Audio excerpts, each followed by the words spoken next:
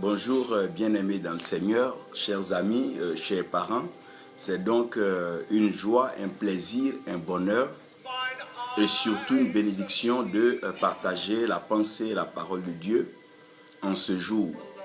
Je crois que la série est en train de nous faire du bien et la série est en train de permettre donc à chacun de nous, nés de nouveaux chrétiens, chrétiens avancés, chrétiens en croissance, chrétiens à un certain niveau de profondeur, de pouvoir comprendre certaines vérités de la parole de Dieu et croître surtout dans son amour, sa soif du Seigneur. Sachant que nous avons été donc créés par Dieu, nous avons été donc établis par Dieu, choisis par lui-même pour accomplir son œuvre, nous avons donc pour repère, nous avons donc pour regard que Dieu. Et ce que Dieu est sur le point de faire dans la vie d'un être humain, de celui que lui Dieu a appelé, oreille n'a pas encore entendu, œil n'a pas encore vu, et cela n'est pas encore monté dans le cœur de l'homme. Servant de Dieu, Kwasi Noël, que Dieu te bénisse, que Dieu bénisse ta famille et toute ta maison au service de Dieu. Ça veut dire qu'il y a des serviteurs de Dieu qui vont vous permettre d'entendre la voix de Dieu.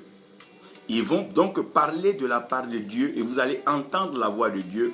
Certains vont vous montrer les œuvres de Dieu, vont vous montrer les actions palpables, tangibles de Dieu par des miracles, des démonstrations, des manifestations et des cas de délivrance que vous ne pourrez que dire « Oh, gloire à Dieu ». Certains vont rapprocher votre cœur de Dieu. Certains vont faire que le Seigneur Jésus-Christ sera dans votre cœur, descendant de Melchisédek. Donc comprenez que tous ceux que Dieu envoie et qui sont à son service ont des missions différentes. Certains te permettront d'entendre la voix de Dieu quand ils vont parler, quand ils vont chanter, quand ils vont louer, quand ils vont adorer, quand ils vont célébrer. Tu vas entendre la voix de Dieu. D'autres te permettront de voir Dieu, de voir que Dieu est tangible, de comprendre la révélation de Dieu. Et d'autres te donneront l'amour de Dieu. Tu auras cette paix dans le cœur. Tu sauras que Dieu est avec toi et Dieu vit avec toi. Et je vous ai expliqué nous avons parlé de 12 types de serviteurs et il y en a encore plusieurs. Puisque nous connaissons en partie, nous n'avons pas la révélation totale et nous n'avons pas la révélation complète. Ça dépend donc de Dieu de pouvoir, en fonction des temps, en fonction des âges et en fonction des générations, de pouvoir révéler un certain type pour que nous puissions observer, discerner et comprendre celui-ci est de quel type. Aujourd'hui, je veux vous envoyer un peu plus loin dans l'édification du corps du Christ. Donc, en vous envoyant dans l'édification du corps du Christ, j'aimerais que vous sachiez que nous tous, appelés comme serviteurs, élus, nous avons tous le même manuel et nous avons pour support la parole de Dieu. Et dans cette parole de Dieu, il y a ce qu'on appelle la parole elle-même, la parole écrite, la parole que nous lisons. Et cette parole-là, elle est comme une lettre que Dieu adresse. C'est une lettre que le Père adresse à ses enfants que nous sommes. Et cette lettre-là, elle peut prendre plusieurs formes. C'est pour ça que vous allez remarquer que dans la même Bible, vous verrez que cette même lettre qui est la parole de Dieu, dans Jean 1, quand vous prenez à partir du verset 1, que vous progressez jusqu'au verset 3, vous allez comprendre une vérité assez claire et assez formelle. Cette vérité dit, au commencement était la parole. Donc ce qui a commencé et ce qui a permis donc de comprendre le commencement, c'est la parole. Donc sur cela, nous sommes unanimes, nous sommes tous d'accord, nous sommes convaincus qu'au commencement était la parole. Que Dieu bénisse ceux qui sont avec nous, Solange, Kyria, Laetitia, God bless you. Esther, Nyoyo, que Dieu vous bénisse. Donc, si au commencement était la parole, il va falloir que la parole ne soit pas seulement une lettre, mais que la parole se révèle. Donc, quand la parole va se révéler, cette parole-là deviendra maintenant Dieu.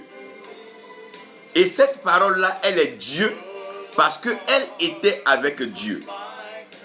Et puisqu'elle était avec Dieu, que nous les hommes, nous ne pouvons pas avoir accès à cette parole, il fallait que cette parole-là se révèle.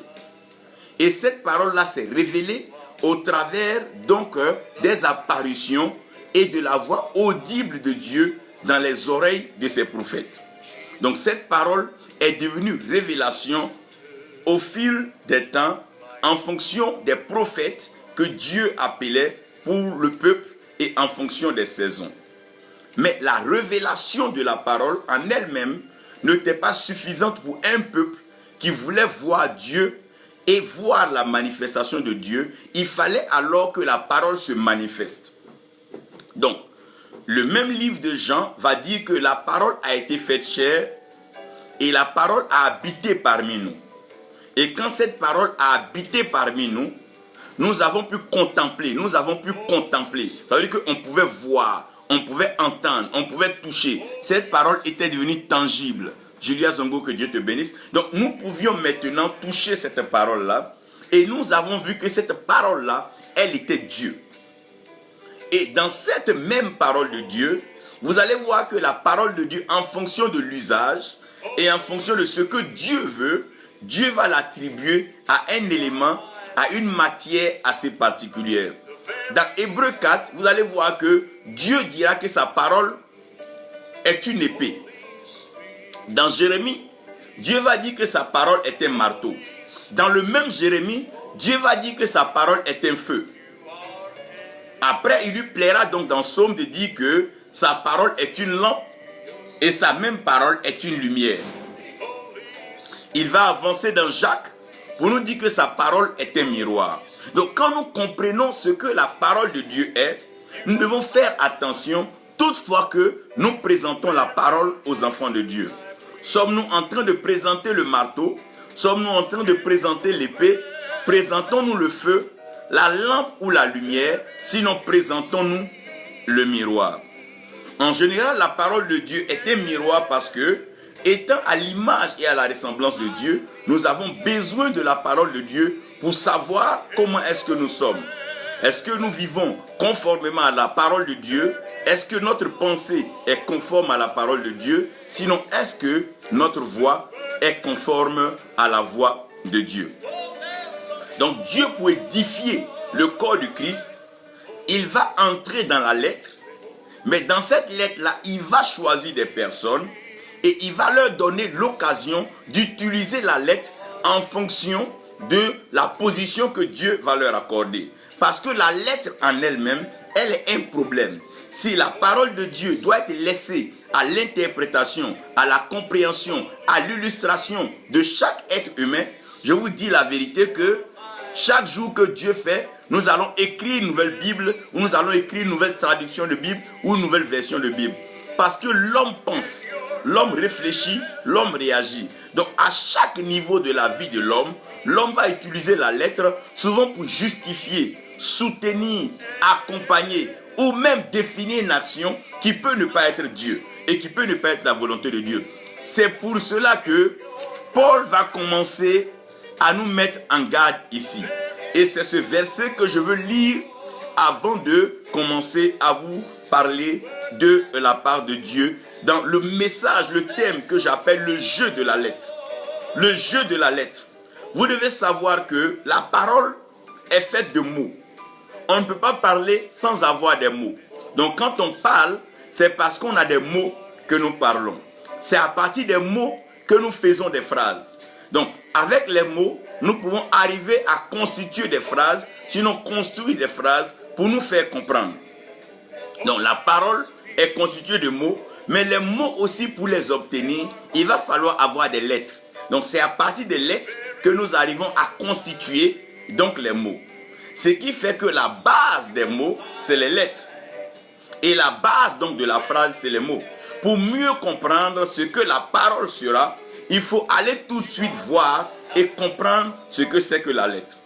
Quand Paul est en train de s'adresser à l'église de Corinthe, quand Paul parle aux Corinthiens, Paul est en train de nous dire ici, il dit, non que nous soyons capables par nous-mêmes de penser quelque chose comme de nous-mêmes. Mais notre capacité vient de Dieu. Donc tout ce que Dieu a appelé, tous ceux qui exercent un ministère, tous ceux qui accomplissent une œuvre de Dieu sur la terre des hommes, ce n'est pas que eux-mêmes peuvent comprendre. Ce n'est pas que cela vient de leur capacité, de leur base, leur niveau d'études ou bien de leur base familiale. Non, ce n'est pas cela. Ce qui est de Dieu vient purement de Dieu. Quand on dit une œuvre de Dieu, on veut dire tout simplement une action que Dieu mène au travers des hommes. Ce n'est pas une action associée entre Dieu et l'homme, non. Ce n'est pas une action cumulée entre Dieu et l'homme, non. Ça veut dire que ça ne dépend pas d'un homme qui soit riche, qui soit pauvre, qui soit grand, qui soit blanc, qui soit noir. Ça n'a rien à voir avec la race, ça n'a rien à voir avec les ethnies, ça n'a rien à voir avec les positions. C'est une œuvre purement de Dieu. C'est Dieu lui-même qui accomplit cette œuvre au travers de l'homme. Donc cela ne dépend pas de la capacité des hommes, cela ne dépend pas de ce que l'homme est, mais ça dépend pleinement de Dieu. Il dit, qui nous a rendus propres, aussi pour être des ministres de la nouvelle alliance. Donc Dieu nous a rendus ministres de la nouvelle alliance. Non de la lettre, mais de l'esprit. Non de la lettre, mais de l'esprit. Car la lettre tue, mais l'esprit vivifie. Car la lettre tue, mais l'esprit vivifie. Car la lettre tue, mais l'esprit vivifie. Père éternel, tu as l'autorité spirituelle suprême, tu règnes dans le ciel et sur la terre, tu accomplis tes œuvres. Viens par ta parole, instruis-nous, fais-nous du bien, donne-nous de comprendre ta pensée en ce jour, pendant que tu es en train d'établir ton règne sur la terre, au nom de Jésus. Amen. Je suis en train de parler du jeu des lettres. Et vous allez mieux me comprendre lorsque je vais commencer à expliquer ce que j'appelle le jeu des lettres. Si vous regardez bien les enfants quand ils vont à l'école, la première des choses, c'est qu'ils veulent parler. Tout le monde veut parler. Quand nous apprenons une nouvelle langue, tout le monde veut parler. Parce que c'est normal. Ce que nous voulons, c'est communiquer, transmettre quelque chose. Donc, aussi bien les langues mortes que les langues vivantes. Quand je parle des langues mortes, c'est les langues qu'on apprenait de façon stéréotypée, sans chercher à voir comment les phrases sont construites ou pas, mais on les bossait par cœur, on les récitait, à savoir le latin et toutes ces langues anciennes. Et il y a des langues vivantes, donc nous parlons aujourd'hui de l'anglais et tout ça là. Donc pour pouvoir avoir accès à une langue, pour pouvoir parler, il faut comprendre les mots. Ce qui veut dire que celui qui ne connaît pas les mots anglais ne pourra pas parler anglais. Celui qui ne comprend pas les mots français ne pourra pas parler français. Celui qui ne comprend pas les mots allemands ne pourra pas parler allemand. C'est la même chose, c'est la même chose. Donc dans le langage de Dieu, selon la parole de Dieu, pour pouvoir parler de la part de Dieu, il faut comprendre les mots de Dieu. Si nous ne comprenons pas les mots de Dieu, nous ne pourrons pas parler le langage de Dieu. Donc, puisque nous ne comprenons pas les mots de Dieu et que nous voulions parler le langage de Dieu, nous étions obligés de nous appuyer sur quelque chose qui était déjà là, qu'on appelle donc les lettres. Et ces lettres-là, c'est avec elles que la parole de Dieu a été écrite. Donc la parole de Dieu, quand tu la regardes, elle est faite de lettres. Elle est composée et elle est constituée de lettres. Donc c'est des lettres qui ont été écrites au travers des temps. Et tous ceux qui lisent ces lettres-là, les comprennent à leur façon. Donc depuis la Genèse, quand chacun lit la parole de Dieu, chacun va lire la parole de Dieu en s'appuyant sur les lettres que la personne lit. Donc, un même verset peut être lu par 15 personnes Et 15 personnes vont prêcher le même verset de 15 différentes façons parce que les 15 personnes ont lu la lettre. Et puisque les 15 personnes ont lu la lettre, et chacune des personnes fait l'interprétation, l'approche de ce qu'elle a lu, chacun est libre de pouvoir développer et donc dire ce qu'elle pense.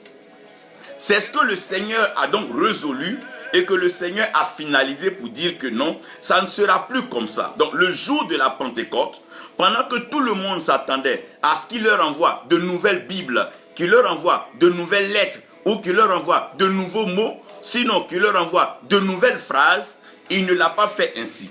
Mais le jour de la Pentecôte, il va leur apporter des langues de feu. Donc quand il leur apporte des langues de feu, ces langues-là sont des langues de feu. Donc l'homme ne peut pas maîtriser, l'homme ne peut pas contrôler cette langue de feu, mais l'homme est conduit, l'homme est poussé et l'homme agit selon celui qui lui donne la langue.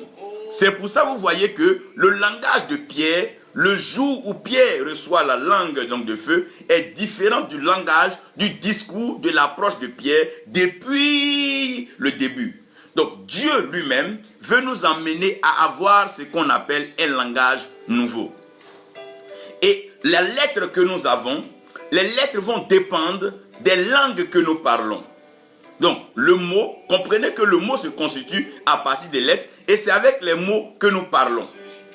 Maintenant, pour que nous puissions nous comprendre, tout va dépendre de la combinaison et de l'arrangement des lettres.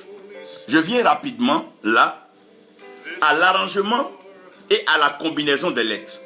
Si quelqu'un est en train de parler allemand, donnez-lui le même alphabet, il n'arrangera pas les lettres et il ne composera pas les lettres de la même façon que quelqu'un qui est en train de parler anglais. En lui donnant les mêmes lettres, celui qui est en train d'écrire anglais ne composera pas les lettres de la même façon que celui qui parle français. Pourquoi? Parce qu'avec les mêmes lettres, pour pouvoir parler une langue, la composition, sinon l'arrangement et la combinaison des lettres va changer. Si nous donnons par exemple des lettres à quelqu'un qui doit par exemple écrire l'anglais, il ne composera pas les lettres de la même façon que celui qui compose par exemple le français.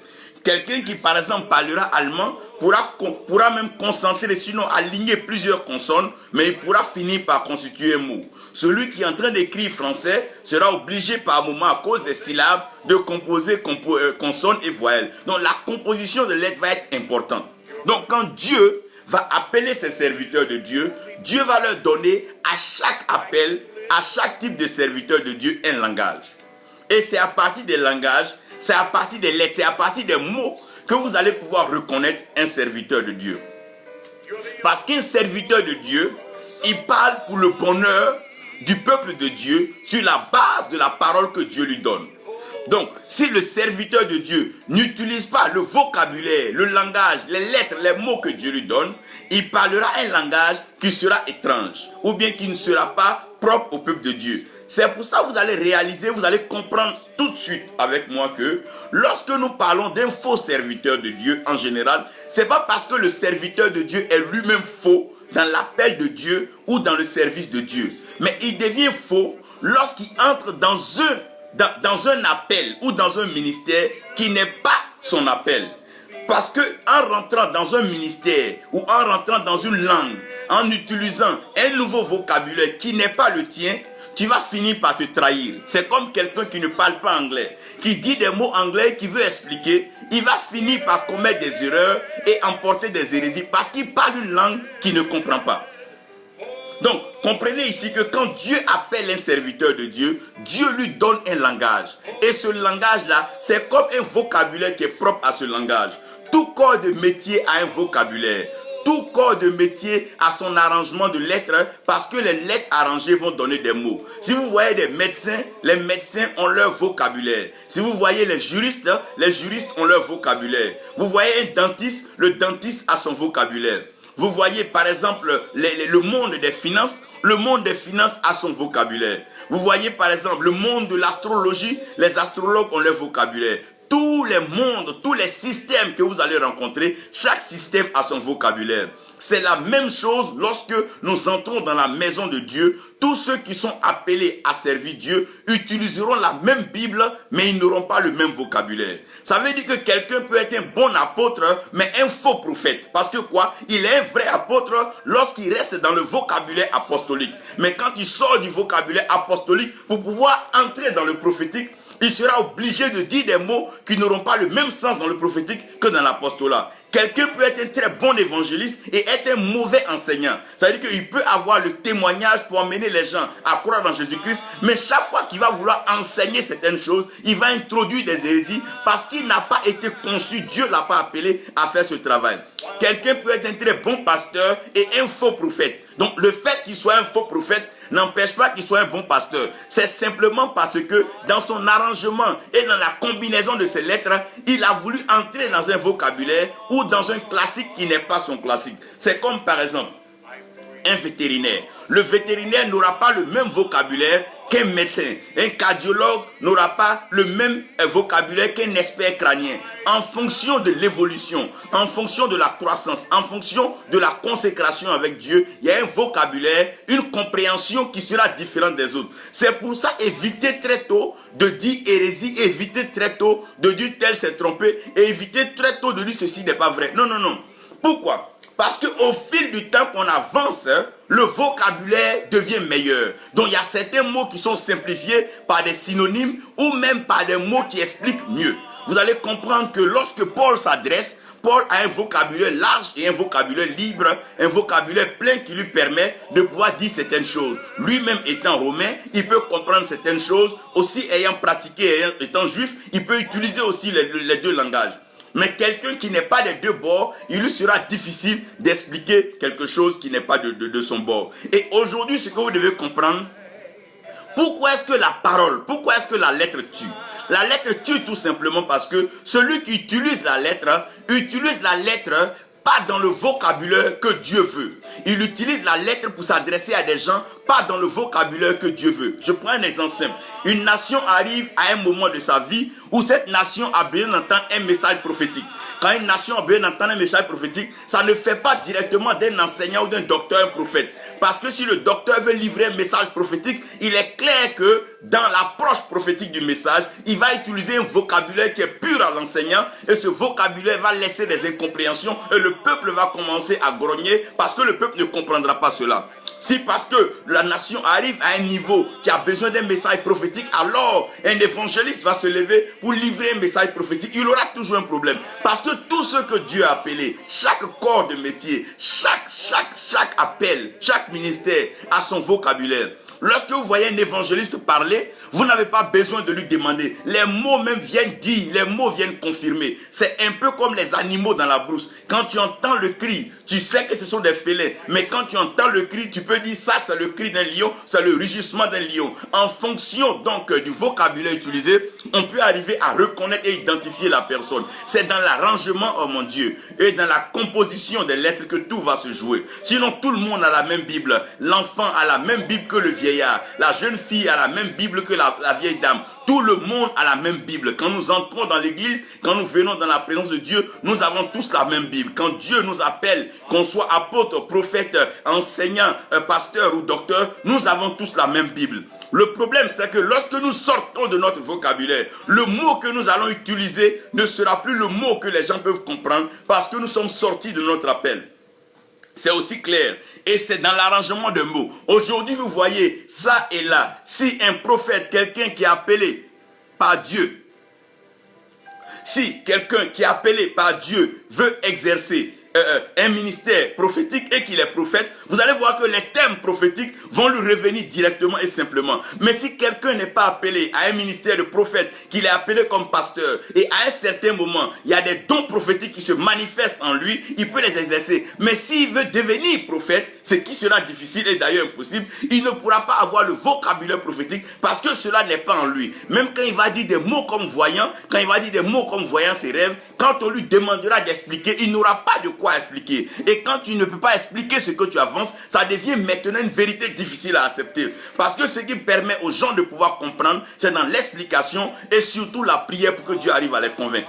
Donc, l'arrangement des mots deviendra aujourd'hui essentiel dans la reconnaissance des ministères. Donc, tout ce que Dieu appelle parle pour le bonheur du peuple de Dieu. Quand Dieu appelle un prophète, c'est pour parler pour le bonheur du peuple de Dieu. Je dis bien parce que Dieu nous a créés et il nous a bénis. Quand on parle de bénédiction, c'est là il y a les mots comme bonheur et tout ça. Quand Dieu a créé Adam et Ève, Dieu n'a maudit personne. Je vais vous expliquer, c'est Adam et Ève qui sont allés activer la punition. La punition, elle est claire. La punition suit la désobéissance. Quand Dieu dit on ne fait pas ceci, Dieu ne te dit on ne fait pas cela. Quand tu refuses et que tu vas faire cela, mais tu attires sur toi la punition qui est liée à ta désobéissance. Donc Dieu n'a pas créé l'homme avec une malédiction. Personne ne peut maudire celui que Dieu a béni. Écoutez bien, personne ne peut maudire celui que Dieu a béni. Parce que pour pouvoir maudire quelqu'un que Dieu a béni, il faut te mettre au-dessus de Dieu. Et même la malédiction, quand elle n'a pas de cause, elle n'a pas d'effet. Donc Dieu amène ses messagers pour pouvoir bénir. C'est pour ça que Dieu les a envoyés pour annoncer la bonne nouvelle. La Bible parle de la bonne nouvelle, sinon de la nouvelle alliance. C'est une alliance de grâce et une alliance de bénédiction. Nous avons déjà trop de problèmes sur la terre. Nous avons des pandémies, des épidémies. Nous avons tout ce qui se passe autour de nous. Et on ne peut pas encore accepter que dans une situation assez compliquée, des hommes s'érigent encore en porte-parole de malheur. Non. Qu'est-ce que je veux dire? Je veux que vous me suiviez maintenant, pendant que je vais entrer là où je m'en vais. Quand vous entendez un homme parler, vous allez comprendre directement où il est appelé et qu'est-ce que Dieu attend de lui. Parce que le vocabulaire qui est en nous, nous ne pouvons pas le tronquer, nous ne pouvons pas le changer. Mais ce vocabulaire-là, il est directement en nous. Et c'est à partir de ce vocabulaire-là que nous parlons. Si un économiste doit parler d'argent, il ne parlera pas d'argent comme un commerçant ou bien il ne parlera pas d'argent comme un cultivateur. Il va utiliser des mots comme la bourse, il va utiliser des mots comme des taux de croissance et tout ceci. Ce que l'autre, par exemple, le vendeur va appeler bénéfice, lui il va utiliser des termes appropriés. Donc, comprenez aujourd'hui, quand un homme de Dieu est en train d'enseigner, quand un homme de Dieu est en train de parler, regardez que les mots qu'il va utiliser, les mots qui vont accompagner donc le message, le mot qui veut constituer donc sa parole, déterminent ou définissent l'appel que Dieu lui a adressé. Ce n'est pas une question de titre, hein? Ce n'est pas une question de je ceci ou cela, c'est une question d'un vocabulaire. Le lionceau, aussi petit qu'il soit, il a un rugissement. Bien qu'il soit peut-être plus aigu et pas grave, comme par exemple le lion exercé, mais tu vas comprendre que c'est toujours le même vocabulaire, c'est toujours le même langage. Le vocabulaire que le lion utilise est un vocabulaire différent de celui de la gazelle, de la biche. C'est des vocabulaires différents. Et aujourd'hui, je veux que vous compreniez que nous sommes arrivés dans un monde d'arrangement et de combinaison. Quand je parle d'arrangement et de combinaison, c'est que quelqu'un est appelé à un ministère, mais il veut s'arranger pour se trouver dans un autre ministère. Il veut se combiner même avec des gens pour arriver à un autre ministère. Dieu l'a appelé à un ministère. Il veut appeler d'autres personnes pour venir l'établir, le consacrer, pour le mettre à un autre ministère. Donc nous sommes dans un monde d'arrangement et de combinaison. À cause de l'arrangement et la combinaison, on ne retrouve plus l'authenticité. Et quand l'authenticité manque, nous revenons maintenant à ce qu'on appelle la lettre qui tue. La lettre tue parce que quoi? La lettre manque d'authenticité. Ce qui authentifie la lettre, c'est l'esprit. La lettre tue, mais l'esprit vivifie. En d'autres termes, la parole qu'elle nous annonce, Christ dit, les paroles que je vous annonce sont esprit et vie. Donc ce qui permet à la parole de vivre, c'est l'esprit. Quand Dieu appelle quelqu'un à un ministère, l'esprit, le même esprit qui est sur Christ, ce même esprit est sur cette personne pour accomplir cette mission. Mais quand cette personne entre dans un arrangement ou arrive à combiner, sinon tronquer le manteau, à changer de ministère, il est difficile pour cette personne de pouvoir dire ce que Dieu veut parce qu'elle est déjà dans le faux. Elle est déjà dans le faux et elle ne peut plus dire ce que Dieu dit. Par exemple, quelqu'un qui est appelé à gagner des âmes, qui à un certain moment se transforme en un homme d'affaires, son vocabulaire ne sera plus le vocabulaire de l'évangéliste qui était au départ. Comprenez maintenant que c'est dans l'arrangement et dans la combinaison des lettres que vous allez découvrir qui est au service de Dieu et comment est-ce que nous servons Dieu. Je vais vous donner quelques vocabulaires, quelques mots. Et je pense qu'avec ça, nous pouvons nous comprendre. Quand vous regardez le ministère apostolique, lorsqu'un apôtre parle, quand quelqu'un est appelé apôtre, quand Dieu a choisi quelqu'un comme étant un apôtre, vous allez voir que quand l'apôtre va parler, il y a des mots comme impartir, confirmer, activer, la stratégie, l'église, la conception, planifier, structurer, l'architecture.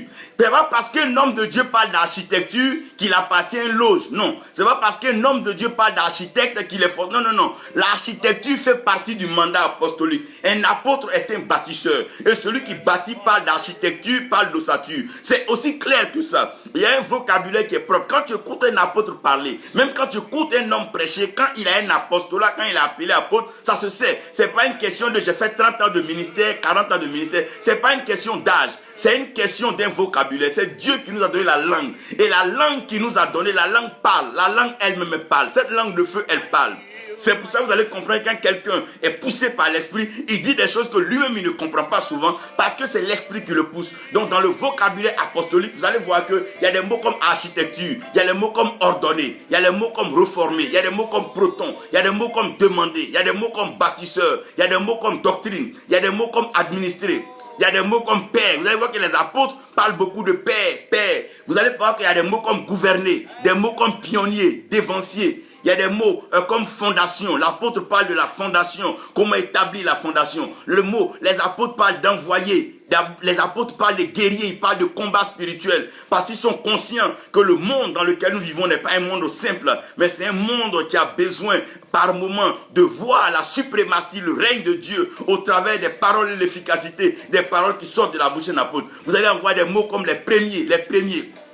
Les mots comme l'ordre, l'ordre. L'apôtre parlera de l'ordre. C'est pas parce qu'un homme de Dieu parle d'architecte, qu'il parle d'ordre, qu'il parle de bâtir. Ça ne veut pas dire qu'il est d'une loge, non. Ça, c'est un vocabulaire apostolique. Vous devez comprendre, c'est propre à l'apostolat. L'apôtre, quand il parle, voilà des mots qu'il va utiliser. L'apôtre va utiliser des mots comme ambassadeur ou des mots comme messager. L'apôtre va dire, je suis un ambassadeur de Jésus-Christ. Ça va sortir facilement de la bouche d'un apôtre parce qu'un apôtre est effectivement un ambassadeur de la bonne nouvelle. Donc comprenez qu'à partir du vocabulaire, vous pouvez facilement les reconnaître. Ça, c'est les mots qui sont propres à l'apôtre et à l'apostolat. Pour le prophète, il y a des mots qui sont propres au prophète et j'aimerais donc vous en citer et cela vous permettra de pouvoir mieux comprendre. Lorsqu'un prophète parle, vous allez voir qu'il y a les mots comme voir, entendre, dire, porte-parole, messager, gardien, révélation, décret, proclamer. Quand un prophète parle, nous allons prendre un décret, nous allons lever un décret, nous allons proclamer. Par exemple, quand il y a une maladie, il y a une pandémie comme ça, les prophètes doivent se réunir et puis prendre un décret pour dire que ce mal n'arrivera pas ici. C'est un décret prophétique et le décret prophétique est approuvé et accepté dans le ciel. Parce que Dieu ne fait rien sans révéler le secret à ses serviteurs, les prophètes. Donc, les prophètes ont pour mission de proclamer, préparer le chemin. Ils ont un fardeau d'annoncer la bonne nouvelle. Ils aiment prier, ils aiment les déclarations. Le prophète aime les mots tourner, tourner, tourner à droite, tourner à gauche. Le prophète aime envoyer les gens à éviter certaines choses pour entrer dans une grâce. Et les prophètes aiment utiliser les mots comme prophétiser. C'est un vocabulaire qui est propre aux prophètes. Écoutez-moi. Un professeur de mathématiques n'a pas le même langage qu'un professeur de français, il n'a pas le même langage qu'un professeur de sciences physiques, qui n'a pas le même langage qu'un professeur de sciences naturelles. En fonction du ministère, en fonction de l'appel que Dieu adresse, il y a un vocabulaire qui est propre. On n'a pas besoin d'aller arranger les lettres, arranger les titres, arranger les noms. On n'a pas besoin de ça. Ça sort de lui-même. Ça sort de lui-même. Le lion a son langage, la panthère a son langage, le poisson a son langage. Chaque espèce a son langage. Et on n'évolue pas hors de son cadre, sinon on devient mauvais. Si un apôtre veut sortir de l'apostolat pour aller commencer à être un autre ministère, il fera un faux travail. Parce qu'il n'aura pas le vocabulaire. Et quand tu n'as pas le vocabulaire, tu n'as pas la compréhension, tu n'as pas le langage qu'il faut. C'est ça la différence. C'est comme tu vas dans un pays asiatique, tu ne comprends pas leur langue, tu te trouves au cœur de la Corée, mais tu vas leur dire quoi? Tu vas leur parler ton baoulé, ou leur parler ton dula ou ton bété ou bien ton... Mais ils ne vont pas te comprendre, tu parleras seul. Voilà ce qui se passe. Très souvent, on pense qu'on est en train de communiquer, mais on est en train de divaguer, on est en train de s'éloigner très seul, de dire des choses qui n'ont pas de sens. Parce que nous n'utilisons pas le vocabulaire qu'il faut. Le prophète va parler de quoi? Prédire. Le prophète va prédire, dire des événements qui doivent arriver. Le prophète va dire le passé, rentrer dans le passé, expliquer. Ça, c'est propre au ministère prophétique. C'est ce que Dieu a voulu que le prophète fasse. Le prophète va parler de déraciner, c'est-à-dire enlever les racines, les choses qui ne permettent pas à la fondation d'être meilleure. Le prophète va parler d'intercession, on va intercéder, on va prier, on va passer un temps. Ça, c'est propre au prophète. Ça, c'est le travail qu'un prophète va faire. Le prophète parlera beaucoup de repentance. Vous allez voir qu'il est difficile qu'un prophète prêche sans parler de repentance. Ou un prophète qui annonce des messages sans parler de repentance. Parce que le prophète sait que la voix qu'il annonce est une voix nouvelle et la voix de Dieu. Et pour que les hommes puissent suivre cette voix-là, ils doivent se détourner. Ils doivent tourner de là où ils sont pour suivre la voix de Dieu. Donc dans le message prophétique, dans le vocabulaire prophétique, il y a le mot repentance. Un prophète, quand il parle, il amène les hommes à la repentance. Oui, Stanis Chantia, Dieu parle par les prophètes pour apporter la repentance.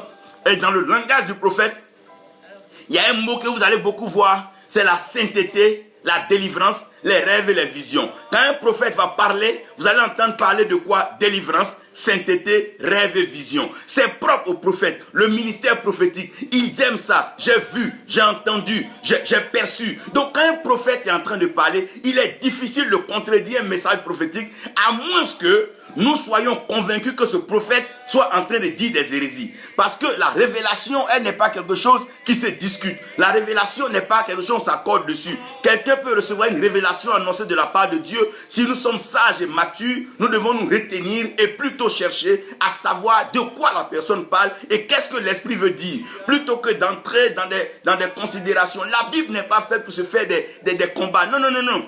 Elle est faite pour que nous comprenions que la lettre tue, mais c'est l'esprit qui vivifie. Celui qui parle par l'esprit ou qui annonce les oracles par l'esprit ne parle pas comme celui qui est en train de lire la lettre. Non, non, non, non, non, non. Ça c'est différent. Ah, c'est très différent. Sinon tout le monde lit la Bible. On n'aurait même pas besoin de prêcher si c'était comme ça. Chacun allait avoir une Bible et on avait résolu le problème. Mais Dieu se sert des ministères pour engager un vocabulaire et accomplir une mission. Donc quand un prophète parle, vous allez reconnaître un prophète par ça. Maintenant, le ministère de l'enseignant, celui qu'on appelle le docteur, qu'est-ce que c'est qu'un enseignant? Quand un enseignant parle, il a un vocabulaire qui est propre à lui. Dans son vocabulaire, vous allez voir des mots comme expliquer, former, instruire. Donc l'enseignant, il veut former, il veut instruire, il veut expliquer, dire pourquoi c'est comme ça. C'est pas parce qu'un prophète a dit quelque chose qu'il va forcément expliquer pourquoi. Non, mais l'enseignant, celui que Dieu a appelé au ministère de docteur et d'enseignant, doit avoir la capacité spirituelle de pouvoir enseigner certaines choses. C'est pour ça, au travers de ces serviteurs de Dieu, on doit éviter des faux enseignements et plutôt s'éloigner des fausses doctrines. Il y a beaucoup de doctrines qui vont couler, qui vont passer par là. Mais c'est à partir des enseignants. Et nous prions que Dieu emmène des enseignants, des gens qui seront vraiment instruits par l'Esprit de Dieu, qui vont s'asseoir et se laisser conduire par Dieu afin de pouvoir aider à comprendre les choses du royaume.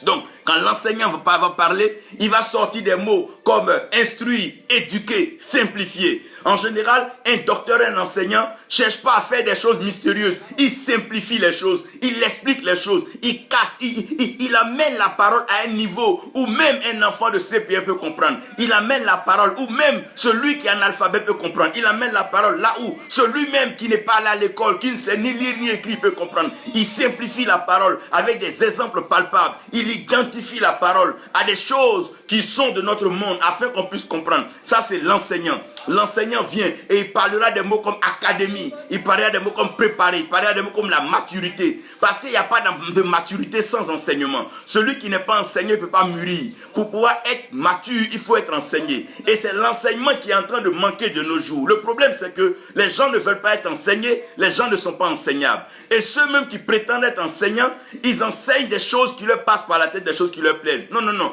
L'enseignement, c'est en fonction de ce que Dieu veut d'une personne. Tu ne peux pas enseigner des personnes ce que toi tu connais ou ce que tu penses. Non. C'est par rapport à ce que Dieu veut d'une personne que l'enseignement doit être donné. C'est pour ça, quand tu t'en vas à l'école d'infirmerie, on ne t'enseigne pas comme un pilote, je suis désolé. Quand tu vas à l'école, par exemple, d'agronomie, on ne t'enseigne pas les sciences politiques, non, tu n'en as pas besoin. On t'enseigne plutôt la terre, on t'enseigne les plantes, on t'enseigne un peu les cultures et tout ceci. Parce que c'est de ça que tu as besoin. Mais l'enseignant est aussi un tuteur. Le docteur, il est un tuteur, en ce sens que lorsque tu avances dans ta foi et qu'il y a des mots, il y a des choses que tu ne comprends pas, tu viens t'appuyer sur lui, tu viens t'adosser sur lui pour grandir. Ça veut dire que tout ministère, toute église doit avoir un enseignant, un docteur qui est capable de disséquer, qui est capable de ramener la parole à un niveau simple pour que les gens puissent comprendre. Parce que le but n'est pas de se faire des jeux de mots, des combats de mots, des jeux de lettres. Non, non, non. Le but n'est pas de dire ceci veut dire ceci n'est pas, ça n'a pas de sens. C'est d'expliquer qu'est-ce que ça veut dire, qu'est-ce que ça veut dire. Quand nous allons comprendre ce que les deux veulent dire, on saura si c'est les mêmes ou c'est pas les mêmes. C'est une question de définition. Lorsque la définition est mauvaise, ça veut dire que l'application sera mauvaise. Celui qui rate la définition ou la compréhension d'un mot l'utilisera toujours mal. Un mot que tu n'as pas compris, tu l'utiliseras à tort et à travers, croyant que tu en t'es dit de bonnes choses, mais tu deviens pédant et surtout tu ne dis rien. C'est pour ça que les gens aiment utiliser les mots, ma foi, là. Je dis, mais qu'est-ce qui se passe? Ils aiment parler là, ma foi, mon onction est plus grande. Qu'est-ce que ça veut dire une onction est plus grande? Quand vous lisez la Bible, c'est des mots que vous n'allez pas voir. Vous n'allez pas voir qu'on va dire l'onction a grandi. On ne dira même pas ces choses. On va dire, il croit en sagesse, en statut. La croissance est en fonction de quelque chose. Mais l'onction, c'est un choix. C'est le choix. C'est le point. Dieu a choisi. Il t'a choisi, il t'a choisi. D'où vient qu'on a ces mots? Moi, je sens une forte onction. J'ai une onction forte. Ça, c'est des mots qu'on doit revoir. C'est toutes ces hérésies-là qui sont en train de nous envoyer là où nous sommes. Non, tel est plus loin que l'autre. Mais qu'est-ce qui vous dit ça? Qu'est-ce qui vous dit ça? Non. Il peut avoir l'ordre. Comme Dieu dit, il a choisi premièrement les apôtres. Ça ne veut pas dire que les apôtres sont plus grands que les autres, excusez. Dieu a choisi des ministères. C'est pour pouvoir édifier le peuple. Ça ne veut pas dire que tel est plus grand. Non, non. C'est un ordre que Dieu a trouvé utile de pouvoir donc appliquer. Et l'enseignant va envoyer des mots comme exposé. Il va faire des exposés. Il va prendre des thèmes. Il va développer. Et je bénis Dieu pour les enseignants de la parole de Dieu que nous avons dans notre nation, que nous avons dans le monde et surtout en Afrique. Nous bénissons Dieu pour ces excellents serviteurs de Dieu qui passent leur temps à enseigner la parole de Dieu pour que le peuple de Dieu ne reste pas donc dans l'ignorance, mais que le peuple parvienne à la connaissance de Dieu. Donc l'enseignant parlait des mots comme exposé, disciple, étape, clé. Et comment? La méthode. L'enseignant parlera de la méthode. Comment toucher le cœur de Dieu? Comment entrer en alliance avec Dieu? Comment rechercher la face de Dieu? Comment faire un jeûne à pouvoir... Ça, c'est l'enseignant. Il est capable d'enseigner cela en prenant des exemples, en prenant dans le vocabulaire que Dieu donne ce qu'il faut. Donc, une église qui n'a pas d'enseignant, un peuple qui n'a pas d'enseignant va d'hérésie en hérésie, de croire de soi-disant mystère en mystère, mais le peuple ne comprend rien. Ça acclame tous les jours, ça saute, c'était fort, tu es profond, tu es puissant. Mais ça veut dire quoi? Tu es profond, tu es puissant. Ça veut dire quoi tous ces mots-là? Non, ah là, ça c'est un puissant rema. Qu'est-ce que ça veut dire? Qu'est-ce que ça veut dire? Non, ah, ce rema-là, non, ça veut dire quoi? Toutes ces choses-là sont juste à une dimension de chair. C'est juste l'émotion, sinon c'est des sensations. Parce que lorsque tu comprends même la parole, en général, quand on comprend la parole, on passe un temps de réflexion, de méditation. C'est-à-dire que c'est comme un miroir. Quand on regarde un miroir, d'abord ça ne clame pas, on prend la peine d'observer bien. Est-ce qu'on a bien vu? Avant de porter quoi que ce soit. Donc, il nous faut des enseignants. Et moi, aujourd'hui, je crois que si l'Église doit avancer, c'est des gens qui doivent pouvoir enseigner le peuple. À un niveau de la vie, il faut enseigner le peuple. Lorsqu'il y a un nouveau mot qui vient, il faut enseigner. Par exemple, c'est quoi le prophétique? C'est quoi là? Il faut enseigner ces choses. Il faut que le peuple soit enseigné. Après donc les enseignants, il y a donc la famille des évangélistes. L'évangéliste, quand vous allez le voir, il va vous dire, allez-y, allons-y. Allons, l'évangéliste, ce message, c'est allons-y, allez, on va. Parce que l'évangéliste est toujours prêt à partir. Les mots qui vont sortir de sa bouche, c'est âme, l'âme, les âmes perdues. L'évangéliste est toujours à la recherche des âmes et des âmes perdues. Il aura d'un vocabulaire comme la bonne nouvelle. Le mot bonne nouvelle, c'est l'évangéliste qui va utiliser. Ah, la bonne nouvelle du royaume. Il parlera de courrier, il parlera de joyeuses nouvelles. L'évangéliste parlera de salut, il parlera de la grande commission. Il va utiliser des mots comme la réconciliation. Les mots comme la réconciliation en général, c'est un message qui est propre aux évangélistes. Les évangélistes travaillent beaucoup sur la réconciliation parce qu'ils savent que le but du message qu'ils annoncent, c'est de réconcilier le peuple à Dieu. C'est d'amener le peuple directement à se réconcilier avec Dieu. Et tu vas voir que ce qui accompagne les évangélistes, c'est les miracles, les signes et les merveilles. Ça veut dire qu'un docteur qui est dans une église en train d'enseigner ne peut pas s'attendre à voir des miracles, des signes et des merveilles. Non. Voici des signes qui accompagneront ceux qui auront cru. Ces signes-là accompagnent l'évangéliste. Donc je suis étonné qu'aujourd'hui quelqu'un n'est pas en train d'exercer un ministère d'évangélisation, un ministère d'évangélisme, et il aspire à tout moment à des signes, à des prodiges, à des miracles. Non, arrêtons. Le faux se distingue par le vocabulaire. Regardez. Quand un évangéliste va quelque part sur une terre étrangère et qui va annoncer la bonne nouvelle, nous voyons que les signes, les miracles et tout ça accompagne.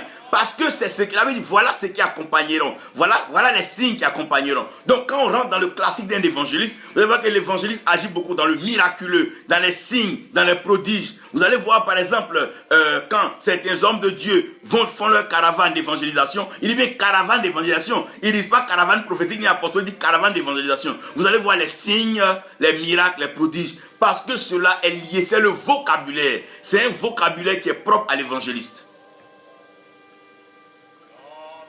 Maintenant, le pasteur a un vocabulaire. Et dans le vocabulaire du pasteur, vous allez voir des mots comme berger, nourrir, dresser, combler, reconforter, guider, protéger, garder, bon berger, brebis. Vous allez voir que quand un pasteur parle, vous allez voir qu'il y a une douceur, une patience, une tendresse dans son âme, une certaine envie d'aider les brebis à grandir tous les jours, les aider à se sentir protégés, à se sentir en sécurité. Vous voyez, souvent, ne pensez pas que certains pasteurs sont jaloux quand ils protègent leurs brebis ou bien ils protègent ce que Dieu leur a confié parce qu'il y a trop de loups. Des loups qui rôdent, sans compter les lions même qui rôdent permanemment. Donc, il est obligé de pouvoir donc demander la grâce, la faveur de Dieu, pour pouvoir veiller sur les brebis, les reconforter, les calmer, les consoler. Et dans son vocabulaire, il parlait des eaux paisibles. Vous voyez que le ministère pastoral parlera beaucoup des eaux paisibles. Les eaux paisibles, le verbe pâturage, c'est un vocabulaire qui est propre au pasteur.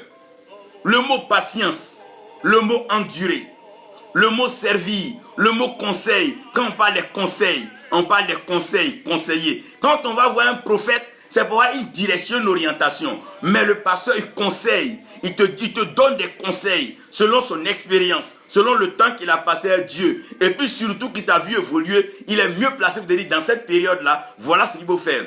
Et après cela, le pasteur a un ministère de compassion. Ça veut dire que le mot compassion, la compassion de son prochain, l'amour de son prochain est un mot qui est propre au pasteur. C'est pour ça que c'est étonnant aujourd'hui quand tu vas expliquer un problème de famille ou un problème sérieux à un pasteur qui n'est pas touché et qui n'est pas prêt à dire « Ah mon fils, comme tu as tel problème, voilà ton pour te soutenir, mais il y a de quoi revoir. » Ou tu vas expliquer une réalité de ta vie à un pasteur, il n'est même pas prêt à te soutenir. Ou tu vas voir un pasteur, il voit que tu as affamé, tu as maigri, il n'a même pas de compassion. Il n'a même pas de compassion, il n'est pas prêt à... Non, revoyons. Donc, le vocabulaire que Dieu a donné n'est pas un vocabulaire arrangé. Vous devez comprendre que chaque ministère a un vocabulaire. Chaque ministère a une mission. Donc, la mission du prophète, c'est vrai, c'est d'édifier le corps de Christ. La mission de l'apôtre, c'est aussi d'édifier le corps de Christ. La mission même de l'évangéliste, c'est aussi d'édifier le corps de Christ. La mission de l'enseignant, c'est d'édifier le corps de Christ. Et la mission du pasteur, c'est d'édifier le corps de Christ. Seulement, ils n'ont pas le même vocabulaire et ils n'utilisent pas les mêmes lettres. Donc, pour reconnaître un serviteur de Dieu, il faut faire attention quand il parle. Ces mots vont sortir de lui-même. Mais ce qui s'est passé, ce qui s'est produit à un certain moment, c'est que dans l'église, les hommes ont commencé à préférer des ministères. Les hommes ont commencé à choisir eux-mêmes des ministères. Les hommes ont commencé à aspirer eux-mêmes à des ministères. On peut aspirer à des dons. On peut désirer certaines choses. Mais le ministère, il a fait. Quand on dit ça a été fait, c'est que c'est déjà fait. Par exemple, ça, c'est fait. C'est déjà fait stylo. Je ne peux pas transformer ça en livre. C'est déjà fait stylo. Ça, c'est déjà fait télécommande. Je ne peux pas changer ça à une autre chose. C'est déjà fait. La Bible dit, il en a fait. Il a fait d'autres. Des apôtres. Donc, quand tu es fait, tu dois directement réagir en fonction de ce que tu es. Mais malheureusement, ce qui s'est produit, les gens ont commencé à arranger et faire des combinaisons. Donc, quand tu arranges et tu fais des combinaisons, la lettre, elle maintenant, elle va venir te confondre. Comment la lettre va te confondre? Celui qui n'est pas appelé par exemple prophète, qui veut prendre la Bible pour prophétiser, C'est la lettre qui va le confondre. Parce qu'il va dire des choses qu'il est en train de lire, mais qui ne sont pas ce que l'esprit prophétique entend. Donc celui qui n'est pas appelé enseignant, mais parce qu'il a une grosse Bible, ou une Bible de concordance, où il a des mots hébreux, il a des mots grecs, il a des mots araméens. Donc à partir de ces mots grecs, il veut décomposer pour enseigner. Il va lui-même se trahir parce qu'il va parler de la lettre, mais la lettre, elle tue. Ouais. La seule chose qui peut vivifier, qui peut donner vie, c'est l'esprit. Donc l'arrangement des mots et la combinaison des mots, aujourd'hui est devenu le réel problème dans le service de Dieu. Je vous ai parlé des différents types de serviteurs de Dieu. Je vous parle maintenant du ministère, le ministère en lui-même. Chaque ministère a son vocabulaire, chaque ministère a son langage. Quand deux apôtres se parlent, ils se comprennent mieux parce que le langage apostolique est un langage. Le langage prophétique est un langage. Quand un prophète est en train de parler souvent, le pasteur ne comprend pas bien. Parce qu'il dit non, j'ai vu comme, il dit tu as vu ça où? Tu as entendu ça quand? Il t'a dit ça comment? Le pasteur ne peut que poser des questions à des prophètes, mais quand un prophète parle à un prophète, les deux se comprennent. Voyez? Parce que les deux ont un même vocabulaire, les deux ont un langage. Et ce langage leur permet de pouvoir communiquer. Quand un apôtre parle à un apôtre, eux tous communiquent. Mais Dieu a voulu cela, Jésus-Christ a permis cela, pour que chacun fonctionne dans le ministère auquel il est appelé. Et celui qui synchronise tous ces ministères-là, c'est le Saint-Esprit. C'est le même Saint-Esprit qui est sur l'apôtre, c'est le même Saint-Esprit qui est sur le prophète.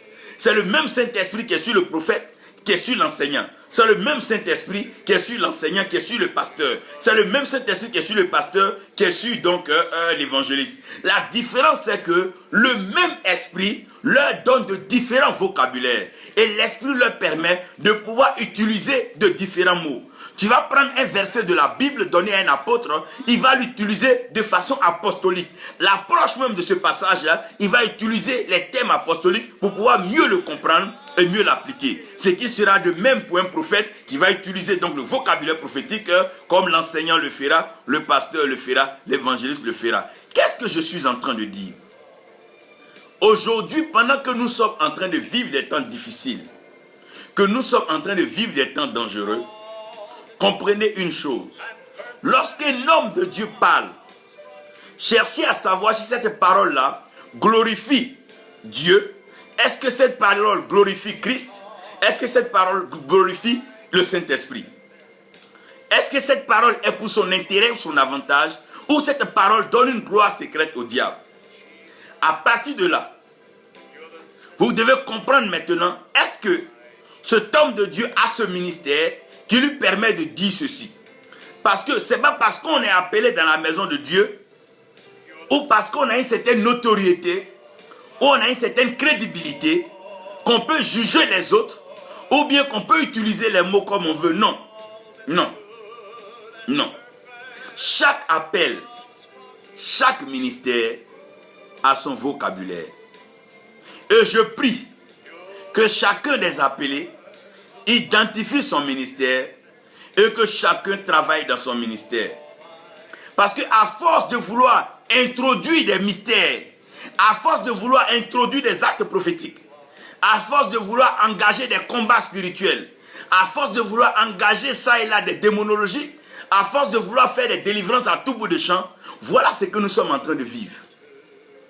Nous sommes en train de vivre des temps d'hérésie, des temps de fausseté, des temps de mensonges et des temps d'égarement.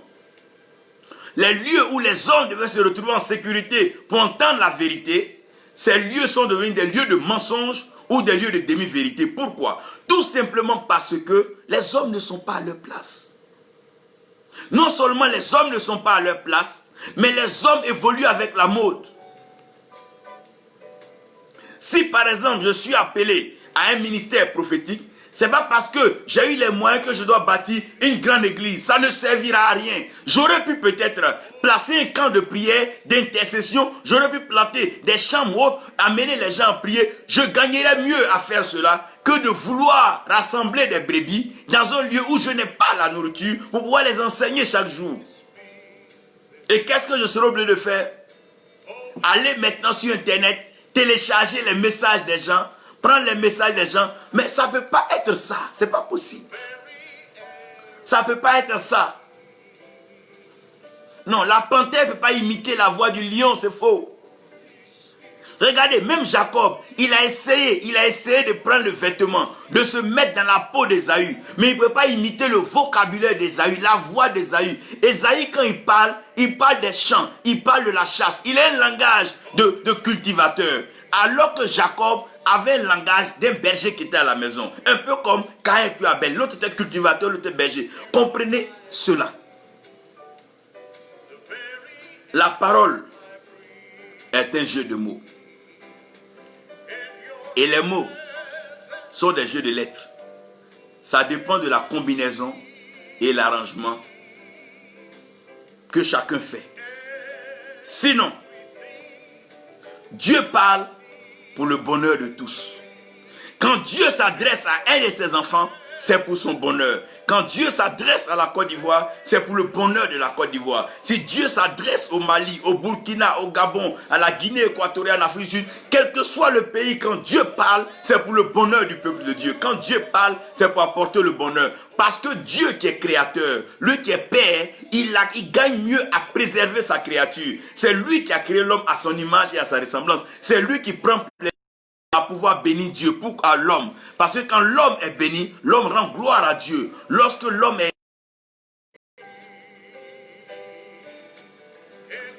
Dieu parle pour bénir, pour le bonheur de tous. Et nous prions pour tous les serviteurs de Dieu qui sont appelés dans un ministère. Tu as reconnu par ce vocabulaire que tu t'es trompé. Tu es allé dans un milieu, soit dans une autre pratique qui est trop compliquée pour toi. Reviens simplement là où Dieu t'a appelé. Si Dieu t'a appelé comme pasteur, reste dans ta pastorale et continue cette pastorale. Il t'a appelé comme apôtre, fais ton apostolat, fais ton œuvre. Il t'a appelé comme prophète, fais le sagement pour édifier le corps de Christ. Il t'a appelé comme évangéliste, continue d'aller. Même si tu n'as pas une église, une grande, va gagner les âmes. Tout ce que nous faisons pour le royaume est compté par le ciel. Le tout n'est pas de rassembler toute une grande foule. Ceux qui peuvent le faire, Dieu leur a donné cette grâce. Donc ne forcez pas la main de Dieu. Ne forcez pas à faire des choses pour être accepté par une masse. Non, ce que tu fais, c'est ce à quoi Dieu t'a appelé et Dieu t'approuve ainsi. Nous prions alors qu'il y a une repentance. Un serviteur de Dieu, lorsque tu as prêché un message ou tu as annoncé certains messages, que tu te rends compte après, à la longue, que dans le message, il y a des hérésies, il est toujours bien de pouvoir reprendre ce message, expliquer, au besoin même, se repentir, s'excuser, c'est possible. Ou bien alors, ce message est exact et bon, mais mal compris, alors ce message doit être ramené à un niveau pour cela, pour que chacun puisse comprendre. Écoutez-moi bien, vous ne pouvez pas comprendre le message d'un prophète. Si vous n'avez rien à voir avec le prophétique, c'est trop compliqué. Même le message d'un évangéliste, si vous n'êtes pas dans cette gamme, vous ne pouvez pas comprendre. Il va venir trouver une prostituée. Il va dire que non, la grâce de Dieu est sur toi. Tu vas t'étonner. Il va lui attribuer ça tout à l'heure pour lui donner la bonne nouvelle. Tu vas dire, mais c'est une prostituée. Lui, il est venu pour la gagner à Dieu. Il n'est pas venu pour la juger. Donc, comprenez que c'est différent. Les ministères sont différents. La même Bible, là, c'est ça, tout le monde prend. C'est la même lettre. Mais c'est l'esprit qui vivifie. Que Dieu nous bénisse. Que le Seigneur nous aide et que sa grâce repose sur chacun de nous. Personne n'est plus grand que l'autre. Ça, je fais comprendre toujours. Dans le ministère, c'est une question de respect mutuel et de considération mutuelle. On peut t'appeler père par respect. On peut t'appeler ami par respect. On peut t'appeler fils par respect. Tout doit être fait dans un esprit de respect, un esprit d'estime, un esprit d'honneur. Donc nous devons savoir nous honorer, nous apprécier. Celui qui a la plus grande église peut honorer même celui qui est en train de se battre sous le soleil pour gagner une âme. Celui qui est en train de gagner une âme sous le soleil peut honorer celui qui est en train de prendre l'avion pour aller évangéliser dans les nations. Nous devons nous honorer, nous accepter, nous aimer, nous apprécier. Et en tout temps, nous devons comprendre que nous n'avons pas le même vocabulaire. Nous avons le même Dieu, nous avons le même Seigneur Jésus-Christ, nous avons le même Saint-Esprit et nous accomplissons chacun notre mission. Que la paix du Seigneur soit sur nous au nom de Jésus. Amen.